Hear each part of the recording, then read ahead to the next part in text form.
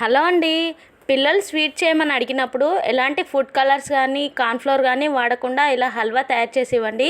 Super టేస్టీగా ఉంటుంది. ముందుగా సగ్గుబియ్యాన్ని మిక్సీ చేసుకొని పౌడర్ చేసుకోవాలి.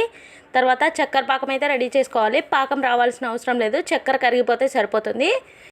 చక్కెర పాకం రెడీ అయ్యేలోపు బీట్రూట్ని మిక్సీ చేసుకొని జ్యూస్ అయితే ప్రిపేర్ చేసుకోవాలి.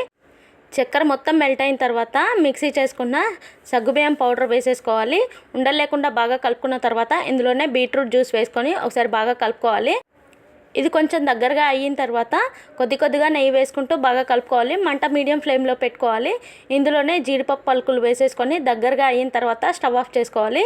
ఇప్పుడు దీన్ని నెయ్యి రాసిన మౌల్లో వేసుకొని పైన గార్నిష్ కోసం ఇంకొన్ని జీడిపప్పు పలుకులు వేసేసుకొని ఫ్రిడ్జ్లో 1 అవర్ పాటు పెట్టామనుకోండి గట్టిగా అయిపోతుంది. ఇప్పుడు మనం పీసెస్ లాగా కట్ చేసుకోవడానికి వీలుగా ఉంటుంది.